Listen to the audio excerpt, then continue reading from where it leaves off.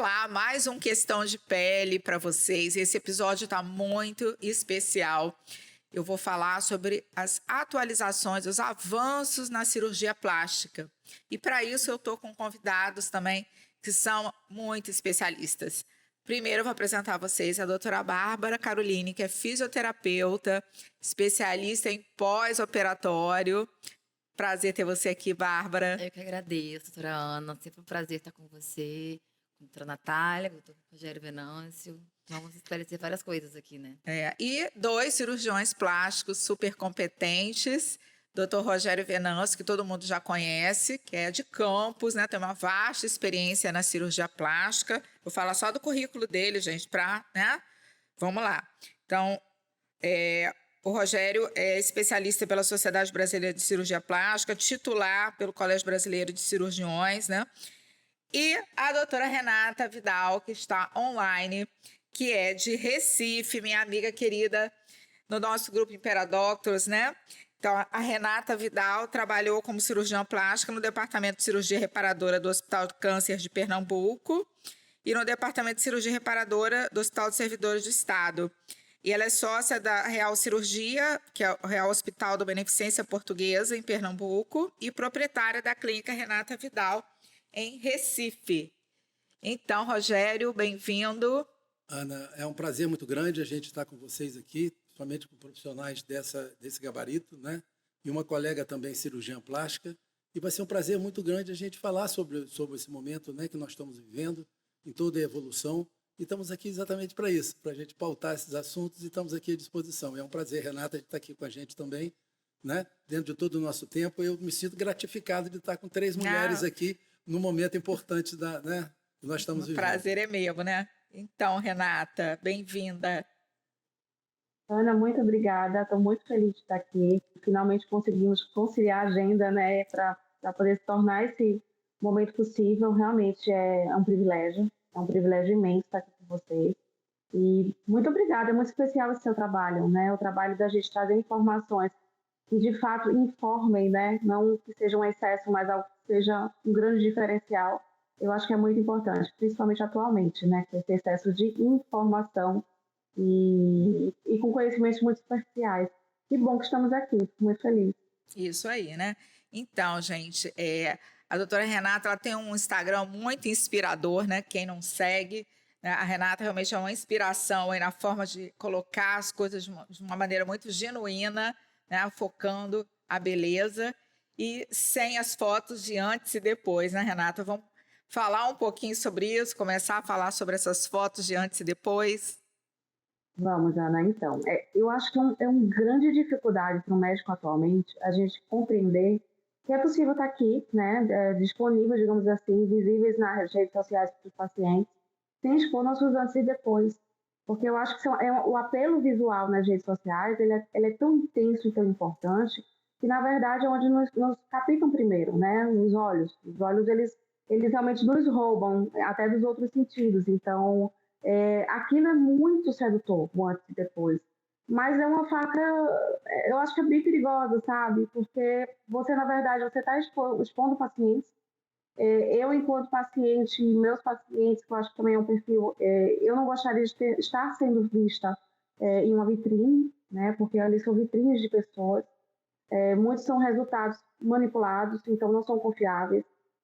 Como eu falei, realmente os olhos, eles roubam os outros sentidos, roubam até um pouco da questão do senso crítico. Então, a gente realmente se encanta com o aspecto e com o apelo visual, quando, na verdade, aquilo necessariamente não corresponde a uma realidade, né? Não corresponde a algo, digamos assim, real, ou pelo menos tangível, né? Pelo menos para quando a gente vai individualizar, porque a questão é essa. Não é uma roupa. Pronto, Ana, eu vou falar uma coisa bem simples, eu acho. Você vai para o vitrine de uma loja, tem uma roupa lá belíssima, você veste e não veste bem. Então, as fotos de antes e depois é um pouco disso também. Por isso que a individualização da medicina, e seja para tudo, tá? Qualquer especialidade, realmente a gente enxergar o paciente como o paciente, não como uma média populacional. Eu acho que isso é o que vai diferenciar os grandes médicos, os grandes profissionais, os mais responsáveis, os que realmente conseguem entregar algo de valor para o paciente, sabe, Ana? As fotos de antes e depois eu acho que é um problema, na verdade, eu não acho que é uma solução. Eu E concordo. para o médico entrar nessa seara, né, de ter que brigar com o paciente pelo antes e depois, é um grande problema também. E que Eu gera acho que não frustração só também, né? muita frustração por tudo isso que eu Muita acabei de frustração. falar, né, mas também pela questão de você se comprometer com resultados, né, que não podem Sim. ser alcançados para qualquer pessoa, né, em detrimento de suas individualidades, né, de seus aspectos que são muito únicos.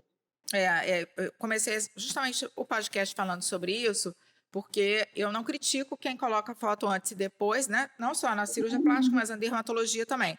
Mas eu, pessoalmente, sou contra, né? Eu não faço foto de antes e depois no meu Instagram, até porque cada paciente é único.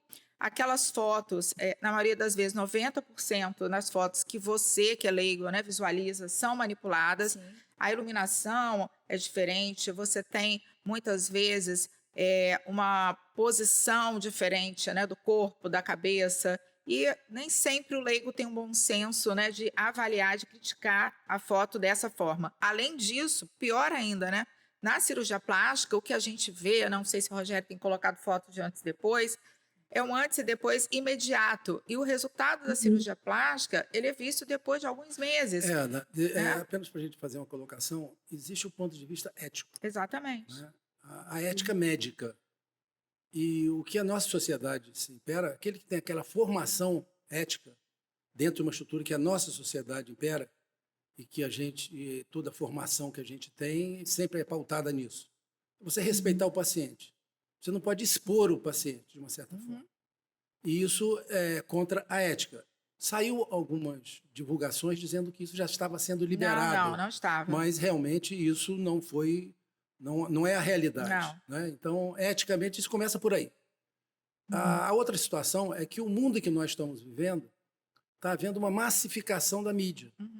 Então, os profissionais mais novos, isso acontece com profissionais mais novos, em que querem realmente ocupar um espaço, eles querem criar situações como, por exemplo, eles querem criar nome de procedimentos novos, como se fosse alguma coisa recente que está fazendo, e começa a divulgar. A resposta, isso é uma coisa muito forte na mídia, você mostrar resultado, porque o resultado você que olha, né, que você atinge no mundo de hoje social, o leigo, né, fica encantado. O leigo olha aquilo que está ali, você é capaz de produzir, ele vai me produzir daquela forma, eu vou me transformar daquela maneira. Isso é muito perigoso. Há um tempo atrás, você usava muito em termos, na consulta médica, né, você podia mostrar no computador. Olha aqui, ó, a cirurgia, como é que eu vou ficar com a cirurgia? Vou ficar assim? Aí você botava no computador, traçava e mostrava. Fazia uma simulação. Essa é a sua simulação, você vai ficar assim. Isso também foi de uma forma em que tivemos uma orientação para não fazer isso. Por quê? Porque, eticamente, isso não é um fato que pode acontecer, você pode determinar uma situação dessa de resultado, como também do ponto de vista legal. Né? Juridicamente, quando você coloca isso, você tem a obrigação de você botar. Quando você coloca a foto de pré e pós-operatório, também você torna a obrigação de dar aquele resultado àquela cliente que te procurou. E isso, do ponto de vista legal, é altamente perigoso. O juiz pode interpretar, mas interpreta, isso Sim. sem sombra de dúvida. Agora, o que acontece é que esses profissionais novos, eles estão querendo entrar no mercado de uma forma agressiva, mas as consequências... Né? Querem impactar aquele visual. Mas as consequências são consequências muito graves e muito sérias. O que eu acredito é que você vai se sedimentar com a sua profissão, você não precisa mostrar resultado. O resultado você vai construir o resultado. Você tem uma paciente que você a vê como um todo. Sim. Você não pode ver só como uma matéria. Né? E isso aí, e ela que vai fazer a propaganda. E isso é o que acontece. Agora, nós tivemos recente num congresso internacional em que teve a abertura e era uma pessoa assim, altamente de conhecimento, de divulgação. O que ele falou exatamente sobre esse aspecto que nós estamos aqui conversando é que o espaço está aberto. Qualquer profissional se transforma num mega exemplo de resultados de divulgação, falando coisas e que realmente, não só em relação à plástica, em relação a vocês também, em relação à dermatologia, hoje está solta no mercado. Sim. Aqui em Campos mesmo, acredito que a colega também, da mesma forma aí deve estar acontecendo. Em cada esquina você vê pessoas fazendo procedimentos sem ter condição, sem estar médicos, embasada, né? sem ter embasamento científico nenhum de formação. Qualquer curso de 1 semana, 2 semanas, se transforma num grande exemplo, num grande potencial, apenas trazendo alguém conhecido fazendo ou alguém postando de alguma forma. Então, o que foi uma coisa que mostrou de uma forma muito coerente, que nós também não podemos ficar afastados de mostrar aquilo que é real. Sim. Porque nós, profissionais, que tivemos a nossa formação, 3 anos de plástica, mais 3 anos de geral, mais formação de especialização, nós não podemos ficar vendo esse tipo de situação acontecer sem dar a nossa informação. Então, nós temos o direito também de ir fazer a divulgação correta, eticamente correta, não criticando, mas mostrando o que pode acontecer, para você procurar os profissionais que são adequados, os profissionais que têm a sua formação, né? Você não critica ninguém, mas você tem que colocar dessa forma. E que, de repente, algumas coisas colocadas, como existe preenchimento, pessoas botando preenchimento, e você chegar e falar, não, isso aí não se usa. Não faz isso. Posicionamento, né? Posicionamento, você tem que ir para lá e falar, ó, isso não se faz. Ou de uma forma. Então, eu acho que nós não podemos ficar afastados para dar a informação ao grupo de pessoas que estão presentes na nossa comunidade. E você não fica com a impressão, Renata, de que com tanta informação, né, as pessoas acabam, os leigos, tendo uma falsa sensação, né, ou realmente uma sensação de que existem muitas novidades no campo da estética, quando, na verdade, essas novidades não são tantas, né? São poucas coisas que mudaram, né, mas que são detalhes, mas que pela banalização, né, pela popularização da divulgação das coisas nas redes sociais, as pessoas ficam achando que todo dia tem novidade, né? Fala um pouquinho sobre isso. Essa é uma questão que eu acho que é comportamental, né? O comportamento do público, ele nos leva, enquanto profissionais, a ter que, na busca de angariar pacientes, né, vender procedimentos, você ter que criar nomes específicos, exclusivos, polêmicos, né, algo que seja entregue de forma sensacionalista. Então, na verdade, hoje em dia, a medicina, principalmente voltada à estética, ela se transformou em algo midiático, né, e você vê profissionais fazendo pesquisas não, na verdade, utilizando métodos de encantamento de pacientes, métodos Disney, coisas de marketing, quando a gente está se tratando de medicina, de pessoas, e isso para mim é muito grave, eu acho gravíssimo, sabe, Ana? Você ter que lidar com esse aspecto, né, com esse braço da medicina. A estética, ela é difícil, ela é extremamente difícil. Se a estética fosse algo fácil, de fácil execução, a gente não estaríamos todos nós, né, contemplando essas atrocidades a respeito dos resultados que são inestéticos, né, de resultados que não são humanos, né, são, na verdade, caricaturas de aspectos humanos, né, então as pessoas se transformaram em caricaturas de si próprias. Para ilustrar isso que a gente está falando, eu recentemente recebi uma paciente do exterior. Ela tinha ido por causa dessa questão midiática, dessa pressão aí do antes e depois, de nomes muito, utilizando de nomes estrangeiros, em francês, em inglês. É uma forma de cantar, né, Andrinha? E aí, essa paciente foi para uma clínica, não era de médicos, profissionais médicos, mas eram de outros profissionais que faziam botox, preenchimento, cirurgias faciais até. E ela foi submetida a lipo de papada, bichectomia, vários preenchedores. Foi feito retirada de cartilagem de nariz, colocação de produto, que eu não sei até hoje, porque ela não conseguiu fazer a ultrassonografia, mas que eu acredito que tenha sido metacril, com fios também no nariz. Então, na verdade, essa paciente, até hoje, Ana, ela possui o antes e depois dela, aquilo que você falou, o resultado imediato, o antes e depois, que ela disse que não queria, ela disse, eu não fiquei feliz na hora que eu vi, eu fiquei, na verdade, impactada, mas você está numa situação ali de tanto constrangimento, e com a pessoa falando que você está linda, olha aí, olha o antes como você tinha tantos defeitos e agora como você os corrigiu, então coloca o paciente nessa posição, né, de constrangimento, fotografa e posta nas redes sociais. ela tem essa foto dela postada até hoje. Nossa, Ana, para corrigir tudo que foi feito, e que tem coisas e algumas sequelas que ela terá para o resto da vida, e que não são corrigíveis, eu me questiono, né? Ela foi uma paciente que, até por morar fora, eu não vou entrar na justiça, eu não vou brigar, eu não vou atrás. Mas o investimento que ela teve que fez daí atrás, na verdade, o prejuízo que ela teve, né? Investimento é quando a gente Imagina. faz algum tratamento e a gente se sente satisfeito, aí Se sente nós melhor. investimos, né? Mas quando a gente tem um mau resultado e você tem que fazer correções, tem que fazer procedimentos reparadores, gente, é um prejuízo imenso, é incalculável. O tempo de vida que essa paciente perdeu, de avião que ela teve que pegar, de procedimentos, de custos extras que ela terá o resto da vida até, Ana. Sim.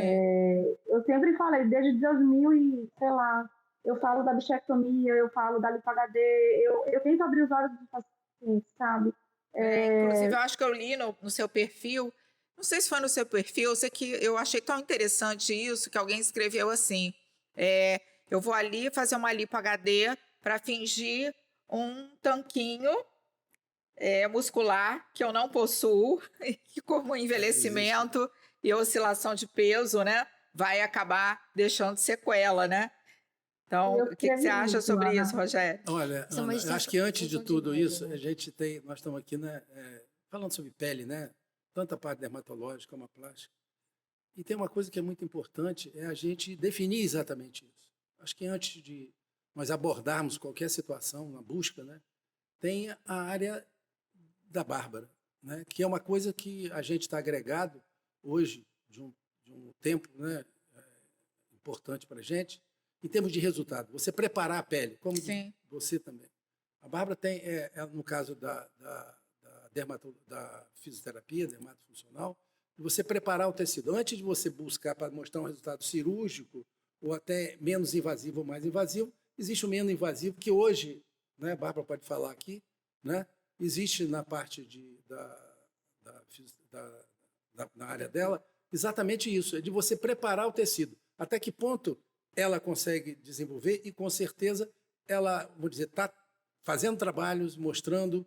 É uma área que também cresceu dentro da plástica e dentro da dermatologia. O pós-operatório também é muito importante. O pós-operatório, eu digo, tem o pós-operatório, mas o pré também é muito importante e nem sempre a gente consegue obter. Né? Bárbara, pode falar alguma coisa aí, né, em relação ao que você pode falar para a gente em relação à melhora desse tecido, até onde você pode chegar, o que a área de vocês tem em relação a isso? O que acontece, né? Deve ser no seu caso também, cirurgia plástica. As pessoas querem ir para lá para emagrecer, né? Para ficar mais magra. E, na verdade, a cirurgia plástica ela é mais uma... afinar aquilo ali, refinamento, né? É um refinamento. Aí o que a gente faz? A gente prepara a pele como? Melhorando o tecido, tirando aquele excesso de peso, auxiliando o paciente em casa a comer melhor, a se tratar, a fazer uma dieta, né? Porque muita gente faz a cirurgia sem fazer uma dieta antes. Aí a pessoa é hipertensa, é diabética, aí pode gerar alguns problemas no pós-operatório, que às vezes nem é passado para o cirurgião. Então, a gente acaba que conversa, aconselha toda essa parte antes da cirurgia, né? Que eu trabalho diretamente com o Rogério. Porque a cirurgia não é o emagrecimento, não né? E nem a cirurgia plástica é um resultado imediato, né? Existe o pós-operatório, que na verdade daqui a 6 meses que você começa a ver, né? Eu fiz há pouco tempo uma especialização em pós-imediato, que nem eu sabia, né?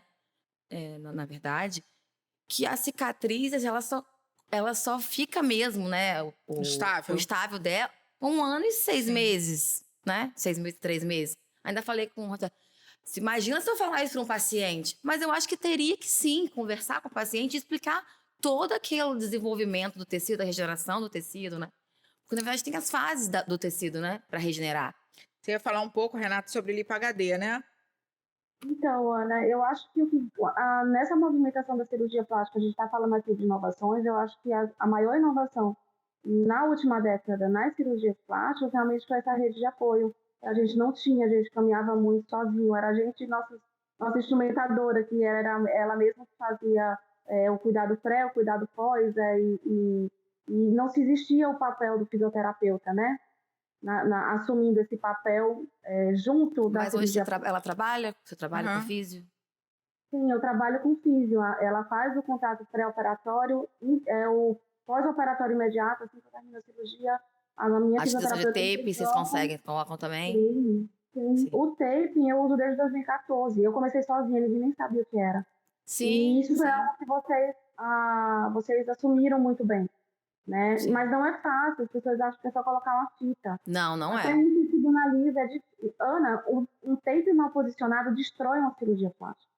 Exatamente. Sabe? Então, eu acho que o que de grande inovação que realmente existiu na cirurgia plástica não é o novas técnicas, sabe? Eu acho que foi essa Nem rede de aparelhos, apoio. né? Não, Ana, nem aparelhos também não, porque vou te dar um exemplo. A gente fala muito do body tight, né? Agora, por Aham. exemplo. O body tight é um aparelho que ele já veio de diversas formas. Antes era o Thermitight, aí antes vinha com outro nome. E, na verdade, vem se refinando ao longo de décadas, sabe? E nós só saberemos se isso realmente será algo que se estabelecerá como ferramenta dentro da cirurgia plástica, Consagrada. como tudo. Isso será consagrado com o tempo. É o tempo que trará Resultados. credibilidade, né? Então, na verdade, quanto às novidades, a gente tem que ter esse senso criterioso de identificar o que de fato é algo que agrega ou se é só mais algo passageiro, às vezes até que nos deixa algumas sequelas, né, alguns pacientes com problemas. Mas eu acho que de grande inovação realmente foi essa rede de apoio que a cirurgia plástica passou a ter Equipe junto de outros multidisciplinar, né? profissionais. Olha, a gente pode, Eu acho que é desculpe bem importante. interromper, né, só para agregar um pouco o que a gente está conversando. Nós já temos um tempo, já 20 e pouco, 25 anos, quase 30 anos de cirurgia plástica.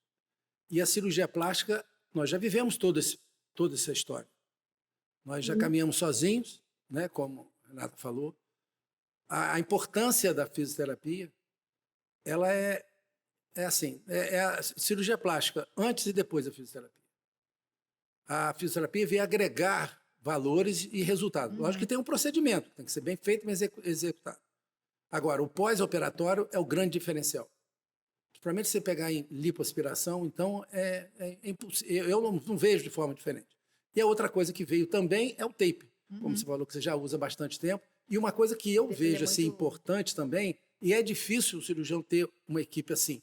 Eu, graças a Deus, a gente conseguiu, colocar o tape imediato. Você botar está num bloco cirúrgico, terminou a cirurgia e colocou, porque o tape você coloca imediato, então fica menos edema, fica menos hematoma.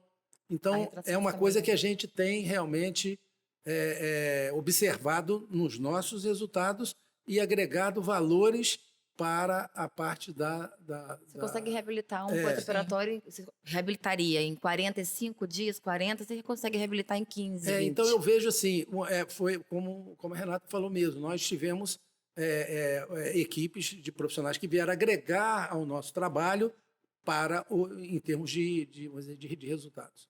Em relação, como a Renata falou, de aparelhos, existe hoje, como ela falou, existe o Renúvel, que está aí todo mundo botando, o jato de plasma também, e são aparelhos em que surgem e que estão tem mostrando... complicações também, né? Tem as intercorrências, tem as complicações, mas tem apresentado resultados importantes, tá? Não vamos aqui falar. Mas o que busca realmente é em relação a quê? Que é na parte da dermatologia, que é na parte da fisio também, que é o quê? Que é a retração da pele.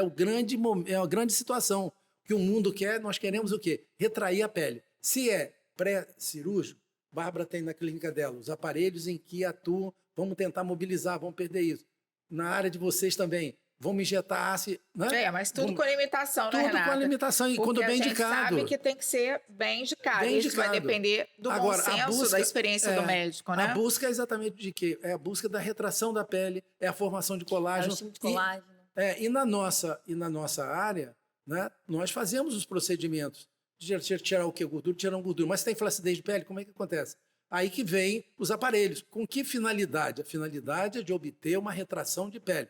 Agora, se você faz uma lipo bem feita, superficial, profunda e superficial, você consegue ter uma retração. E junto com a fisioterapia, acontece assim em termos de resultados assim, muito bons. Esses aparelhos, no momento, estão apresentando um resultado, mas também é uma coisa que vamos dizer, você tem A longo aquilo que prazo. apresenta de imediato, mas você tem que aguardar também, como É a limpa longo HD, a gente prazo. estaria falando aqui, aí eu tenho o mesmo pensamento da Renata, a gente Posicionamento. trabalha em relação a isso, de você trabalhar o retalho, de você dar uma formação do oblíquo, dar uma formação do reto abdominal, que é o que você quer. Agora, essa situação de gominho, disso, daquilo, eu, pelo menos, a gente busca alguma coisa semelhante, mas não dessa forma de Fala um pouco caracterizar. também, gominho. Renata, Se sobre isso. você engordar, fica ridículo. E eu já vi resultados, a Renata deve ter visto também, alguns resultados que você olha, fez uma lipo HD, tá de gominho, mas para mim, que se eu tivesse fazendo uma lipoaspiração com aqueles gominhos, para mim aquilo é uma heterogenia. Aquilo não é uma coisa de um bom resultado. Não, tô com tanquinho. Tá com depressão, pô. Assim, Não tá com gominho, tá com depressão. Agora tu vai engordar. Engorda, vai engordar só o gominho e vai... Vai continuar a depressão. Vai Isso ficar sempre... a gente está falando aqui embasado não só naquilo que a gente pensa, mas como vou dizer, em mesas redondas que a gente participa. sim. Entendeu? E que a estrutura é essa agora. Tem colegas que estão avançando em relação a esses procedimentos e que apresentam coisas assim fantásticas. O que você acha, Renata? Que é o abdômen que todo mundo quer, mas é perigoso você entrar nisso. Então, Ana, a lipo de alta definição, na verdade, existe a lipo de média definição e de alta definição. A de alta definição já iria ali para aqueles six-packs, né? Para os gominhos em si, né? Para o paciente restrito, é para aquele paciente que já possui grupamentos musculares fortalecidos. Sim. A questão é que a grande maioria, e a população, quando assiste aí as redes sociais, eles não possuem massa muscular saudável, né? São pacientes que não possuem estilo de vida adequado para aquela aparência. Então, na verdade, fica tudo muito desconectado, e aí vai ter acesso a profissionais que não têm esse refinamento técnico para entregar uma lipoaspiração com uma maior definição desses grupamentos musculares. Lembrando que é uma lipoaspiração de maior risco, porque a agressão da camada superficial de gordura, então existe um maior risco de necrose de pele, principalmente relacionado a tecnologias de aquecimento. Então existe uma curva de aprendizado maior. A gente está assistindo essa evolução aqui ao vivo, aqui agora. Eu acho que sim, é algo que virá para ficar. Tá, Os pacientes específicos, né? Mas não da forma como as pessoas estão vendendo. Generalizada, né? Eu gosto de uma evolução da lipoaspiração. Eu vejo com meus olhos tudo que vem para evoluir, tudo que vem para agregar. O que eu não gosto, Ana, e o que eu sou contra, é você fazer uso de tudo isso de uma forma midiática, sem responsabilidade, sem senso criterioso, sabe? Eu pego muitos pacientes atualmente, já perdi paciente que tinha indicação clássica de uma plástica de abdômen, clássica, Ana, sabe? Indicação clássica de uma abdominoplastia, e eu falei para essa paciente especificamente, não adianta fazer tecnologia em você precisa de uma plástica de abdômen. Ela foi para um outro profissional que indicou uma mini abdominoplastia com a tecnologia.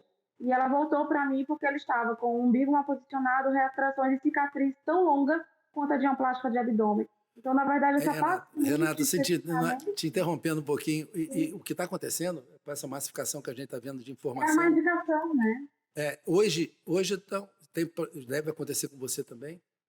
Você faz lipo HD? Liga para o consultório. É como se eu quero fosse fazer uma lipo HD. Novo, assim. Eu quero fazer lipo HD. Como se a lipo HD fosse a solução. Entendeu? A solução para aquilo que está ali, que ela quer ficar com uma barriga de tanquinho. E se aí você chega e fala, não, peraí, eu tenho que fazer uma avaliação, tem isso aqui.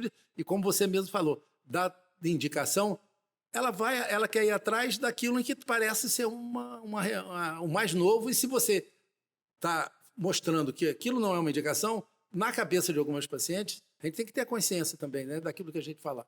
E que nós estamos ultrapassados, que nós não estamos fazendo a novidade, entendeu? Mas que não é a realidade. Eu acho mais importante a gente ter a consciência da indicação, né? Pacientes que são mais responsivos tanto a tecnologias do pré-operatório quanto tecnologias do intraoperatório, né, essas tecnologias novas, sejam com laser, com ultrassom, existe, né, a lipo também, hoje em dia, que faz uso do ultrassom, o Renuvium, o BodyTite. Esse paciente que vai responder melhor a essa tecnologia são pacientes que possuem uma dieta adequada, já fazem atividade física, possuem massa muscular. Sim. Então, não adianta É o uma coisa paciente mais ou menos semelhante. fora desse contexto e querer resultado ele não vai ter, mesmo com a tecnologia mais cara, Ana. Sim. Uma coisa interessante que acontece, assim, em relação a isso, na área da Bárbara aqui. Diaste zero. Tem muita propaganda de diástase Propaganda, zero. né? Bárbara pode falar um pouquinho Tratamento de sobre... fisioterapia para Não, diaste acabar zero. com a diástase. Saiu todo mundo, não, diaste zero. Você não precisa fazer cirurgia, você não precisa nada. Você vai Só fazer... exercícios, contrair abdômen, musculatura. Na verdade, já se rompeu ali, né? Aí, no caso, é só numa cirurgia mesmo. A gente até falou sobre um tema, né, no Instagram sobre isso. Que a gente vê muito isso, né? As E você pessoas até que com a não são fisioterapia, médicas você melhora a Não, parte. você melhora o aspecto, resolução de diástase. né? Mas Agora, a você resolução prometer que mesmo, você curar uma musculatura- diástase, Não existe uma cura paciente para com uma diástase, gestação, já tá com 3 rompido, gestações. né, a musculatura. Não sei Existem se... graus de diástase que podem ser Sim, tratados exatamente. com exercícios de pressão negativa ou até mesmo tecnologias Sim. de alta Eletroestimulação. intensidade. Eletroestimulação, aham. Exatamente. E não é estimulação, né, Ana? Eletroestimulação não. A eletroestimulação é aquele que você coloca lá os eletrodos Estimulação pra de mandar campo sangue. magnético, né? Isso. A Estímulo de tecnologia pressão, a de parte campo hipotônica. Exato. Essas tecnologias, elas sim vêm agregar. E você pode tratar realmente pacientes. Geralmente são pacientes de primeira gestação, possuem já uma composição muscular adequada. São Uma coisa pacientes importante também, né, Bárbara? que É a não têm uma respiração, diástase né? cirúrgica. Exatamente o que ela Sim. falando. É o LPF, né? É o LPF. Sim. Os exercícios de pressão negativa. Então, são pacientes também muito restritos. Então, quando você vai para a internet Mas e não fala para assim, todo mundo. não para todo mundo, essa é a questão. E aí, mas a partir do momento que você vai para a internet e fala diástase zero, aquele paciente que possui diástase cirúrgica, ele vai querer se Vai enquadrar e vai querer ficar, exato. E ele vai comprar a ideia e vai se frustrar. Sim. Então, é E o que a gente acontece tá- na maioria das vezes, né? Eu pego pacientes assim, nossa, mas eu já fiz de tudo. Mas você vai fazer de tudo e vai continuar. Porque, Sim. na verdade, o porque aspecto você pode não tá melhorar, fazendo mas correto. internamente... Você não está fazendo correto nem o que é adequado para você. Não, Existe o que é exato. bom e o que é certo, você não está fazendo certo, você está fazendo o que parece bom. Então, são escolhas, sabe, Ana? Eu acho Com que certeza. em algum momento o paciente se senta ali, sabe, para um banquete de consequências. É questão Sim. de tempo, sabe, Ana? E aí a gente vai colher, né? Cada um é responsável pelas suas escolhas, né? Mudando totalmente de assunto, né? O metacrilato está sendo meio que ressuscitado, né? Então vamos falar de remodelação glútea. Nossa. E Eu aí? posso falar. Pode falar, Rogério. Nossa. Olha, eu acho que a remodelação glútea, né, talvez seja, não é o segmento feminino que mais chama atenção. O brasileiro tem um bumbum sempre, né, realçado. Para mim, em relação à estrutura corporal, a mama é uma coisa que chama mais atenção pela mulher, pela feminilidade, pela sexualidade. Isso que a gente sente em todo o período que a gente está. E a região glútea, ela só tinha uma solução de início, que é a prótese glútea. Depois começou a vir os preenchimentos. Liposcultura. E uma coisa que evoluiu foi o enxerto de gordura. Uhum. Então, o enxerto de gordura, eu acho que dos últimos anos, de 10 anos, a Renata pode, né, confirmar comigo, foi uma coisa que teve uma evolução grande, porque nós passamos a tratar a gordura de uma forma diferente. Preparar ela e usar o adipócito, não a solução toda que enxertava. Alguns centrifugavam, outros não centrifugavam, outros decantava. Eu sei que cada um foi se adequando. E hoje, o enxerto de gordura é uma coisa que é real. Talvez seja uma das maiores evoluções, até em termos de preenchimento.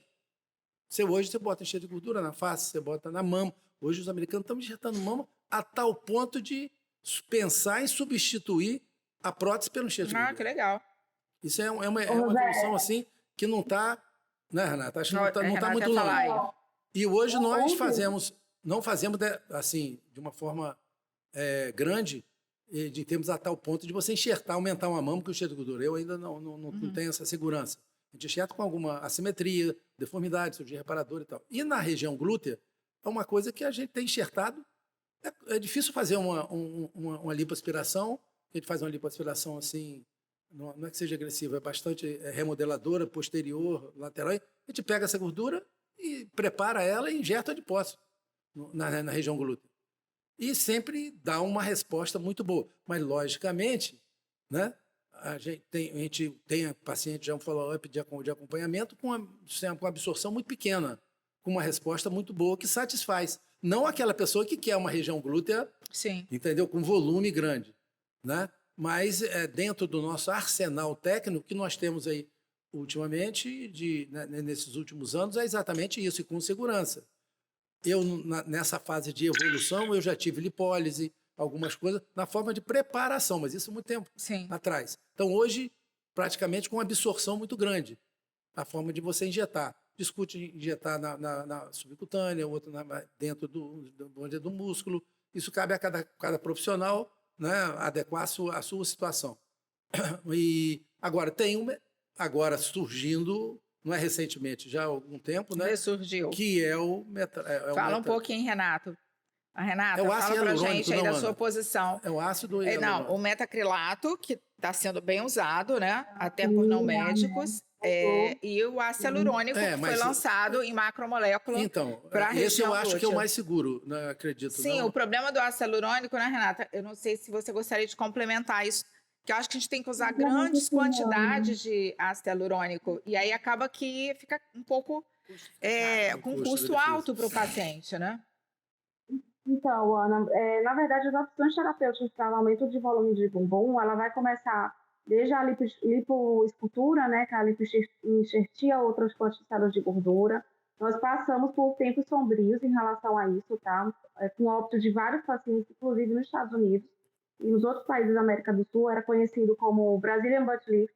Não foi criado pelos brasileiros, mas foi um nome dado pelos americanos, que seria uma simulação do bumbum da brasileira, realizado com gordura.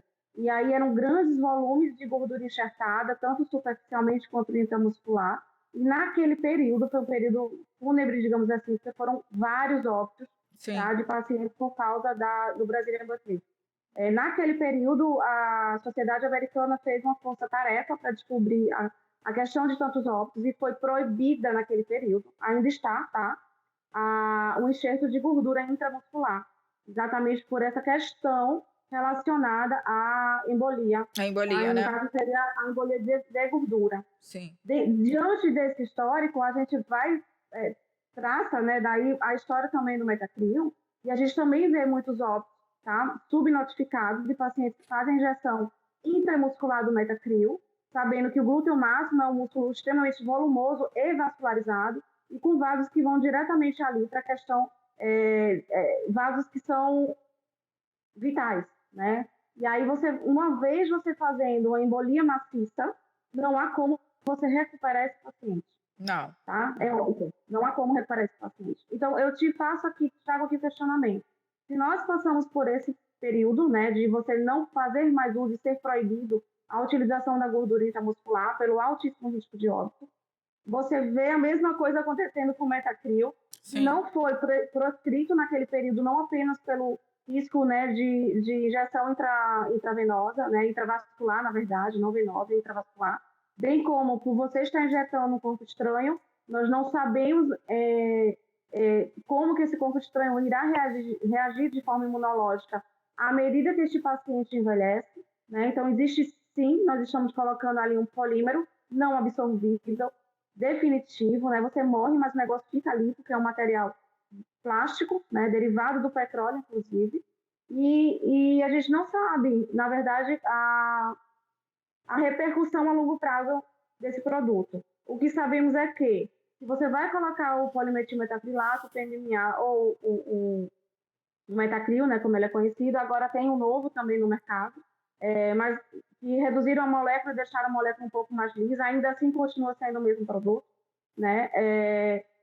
Quando você coloca ele mais superficial, né, no caso subcutâneo, existe sim um escorregamento gravitacional com complicações até hoje, e aí você, para diminuir esse risco, você tem que colocar intramuscular. Aí volta para aquele problemático que eu te falei, sim, Ana. da embolia, né? De injeção intravascular.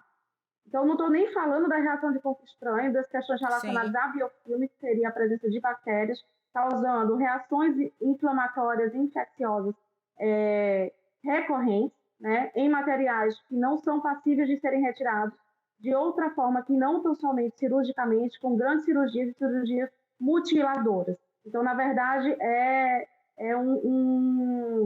é um jogo de sorte, né? Sim. É um jogo de sorte. E aí, quando a gente sai dessa questão da gordura, inclusive atualmente alguns colegas estão voltando a fazer a injeção intraglútea, inclusive na LipoHD faz até nos luminhos, tá, Ana? Eles injetam gordura dentro do músculo, do músculo aqui, dos restos abdominais, para poder simular volume muscular. E aí eles falam que a gordura, por ser totipotente, por ser uma célula de regeneração, que possa otimizar de alguma forma a hiperplasia daquela musculatura. Mas isso é uma coisa ainda muito recente, tá, Ana? Eu só estou falando o que está acontecendo agora na realidade, na atualidade, digamos assim. E aí a gente vem para as opções não cirúrgicas, que seriam os bioestimuladores de colágeno, que é a minha preferência, porque eu estou entregando algo para o paciente que vai ter uma resposta celular de produção de colágeno. Então, gente, quem não quer uma poupança de colágeno para a gente envelhecer bem, eu falo muito da questão de gerenciar o envelhecimento, é uma forma de gerenciarmos, e do ácido hialurônico, que já foi tentado em diversas formas. Você mesmo já deve ter presenciado, né, Ana? Quantas vezes o ácido hialurônico, desde a sua criação, não veio para injeção no bumbum? Teve até também a questão do hidrogel. Tinha o Macrolane, né? E não deu certo, né, Ana? Não deu certo, fez o boom, foi vendido, não funcionou e foi recolhido. Então, é essa a questão. A gente vivencia as inovações, digamos assim, que não são inovações, porque, na verdade, tudo isso são estudados ao longo de anos até se tornarem inovações ao público, né, ao público leigo. Há quanto tempo que a gente ouve essa história de injetar algo no bumbum, Ana? Nada disso é novidade, né? E nós não temos segurança, porque nós não temos tempo, né, para a gente identificar se a injeção atual desse ácido hialurônico se é algo realmente também que seja seguro. Até onde eu sei, não é algo durável, né, Ana? Sai um pouco mais caro e não é durável. Na minha opinião, os resultados também não são bonitos, tá? Eu acho que fica uma coisa meio... Perde o refinamento, fica grosseiro. E a beleza autêntica, sabe? Aquela beleza que você olha e você contempla, ela está totalmente distante da percepção visual de que alguma coisa foi feita ali. Né? Então, a partir do momento que você identifica a manipulação médica, você perde o critério maior da beleza, que é ser algo contemplativo, genuíno, orgânico, e você visceral. fazendo uma infiltração de gordura, você tem um recurso muito mais acessível assim, para o paciente e grandes volumes, né? Sem ter a restrição das seringas de ácido hialurônico que tem 20 ml. Eu não A questão, Ana, hoje Renata, eu não tenho assim, Desculpa. experiência em relação ao ácido, nem metacrilato, isso nem se fala.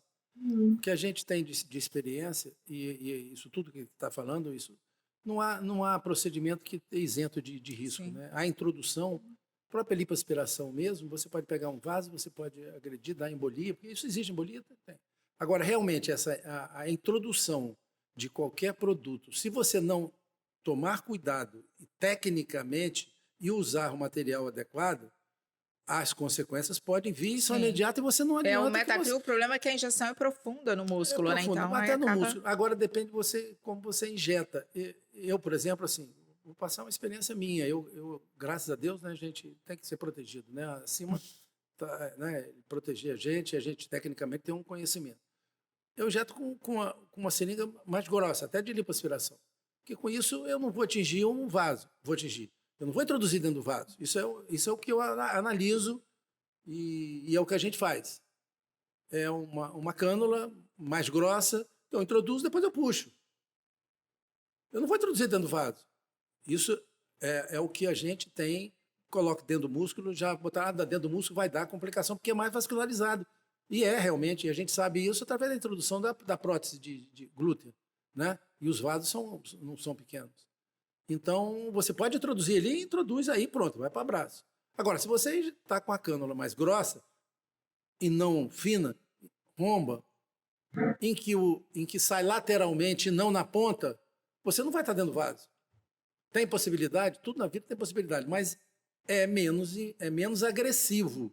É o que eu vejo e é o que a gente faz. Já na parte só superior, nada de volume muito grande, entendeu? Só para dar um contorno. Para dar um contorno e que satisfaz. Agora, os riscos, essas intercorrências, são intercorrências que na mão de qualquer um pode acontecer, mas eu acho que a gente pode minimizar em relação à forma como você faz tecnicamente, né? Se você vai introduzir com uma agulha fininha, você pode pegar um vaso, se você não aspirar, tu vai botar dentro de qualquer coisa, né? Então, mas eu acho que é uma área que, se a gente vamos pensar, não vamos introduzir nada, então vamos botar prótese de silicone, né? Está aí, está no mercado. O Brasil talvez seja um dos países que mais colocam prótese, né? Temos cirurgiões assim, eu não tenho uma experiência assim vasta, já botei algumas, né? Me satisfiz. Rogério, mas até a prótese, é aquela questão, Rogério, desculpa te interromper, mas até a prótese silicone, na grande maioria dos pacientes, se ela não vier associada a uma linfoxestia, você traz um resultado bem desgracioso, né?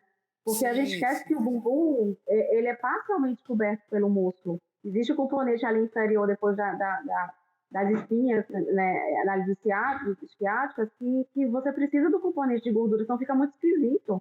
Outra coisa, a gente já sabe, a gente já tem o conhecimento de que a prótese, à medida que o paciente envelhece, a presença da prótese intramuscular vai causar uma atrofia daquele músculo.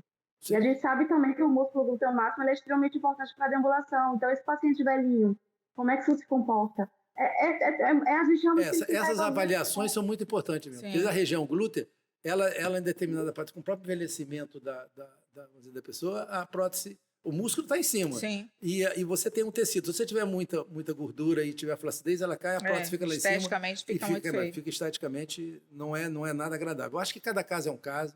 Acho que é uma região em que é assim, que a gente tem que tomar muito cuidado na hora de uma indicação, né? Mas a gente tem que, vamos dizer, a responsabilidade de uma indicação. Sim. Né, cirúrgica. É importante tudo, uma boa avaliação. Né? A avaliação vai depender da experiência do médico, experiência né? de cada cirurgião. A avaliação hoje, que a maioria das pessoas querem fazer por online, né? Querem não pode, jamais. Tem que ter uma boa avaliação e saber o que está fazendo ali no paciente. Acho que isso é tudo, né? Saber a história do paciente é muito importante. Nós temos que tomar a responsabilidade, primeiro, com o paciente e outro, na hora da indicação. É uma indicação em que porque gera uma responsabilidade de resultado. E nem sempre uma indicação está no desejo daquele paciente. E a gente tem que ter consciência de que nós não estamos lidando com um ser humano, estamos lidando com uma matéria em que ela não é igual um escultor, né? Que pega uma matéria, pega uma madeira inerte, que você transforma aquilo como ele quer. Não, nós não. Nós trabalhamos com pele, trabalhamos com tecido. E muitas coisas podem acontecer. Muitas coisas podem acontecer. Diferencia o bom cirurgião e isso tem que ter, cirurgião. nós temos que ter, né, a habilidade para passar para os pacientes, né, o que a gente pode alcançar. Mas, de repente, o que a gente tem tecnicamente, a gente não vai alcançar o objetivo dela. E, de repente, a gente tem que ter a consciência de falar, tá aí, não dá. Sim. A importância do não dá para fazer isso. O não é Exatamente, muito difícil. Tem que saber dar o não também. Bárbara, nosso tempo finalizou, infelizmente. Rapidinho. Bem que você falou nisso. É muito rápido. Eu falou 1 hora, você falou. Mas vai muito muita rápido. coisa para falar, mas depois a gente marca. Você quer finalizar com alguma coisa? Não, quero agradecer. Adorei conhecer você, Renata. Espero conhecer pessoalmente. Obrigada pelo convite. E é muito importante esse trabalho que você está fazendo, colocando informação para as pessoas que às vezes não sabe, né, o norte tomar. O objetivo desses podcasts, né?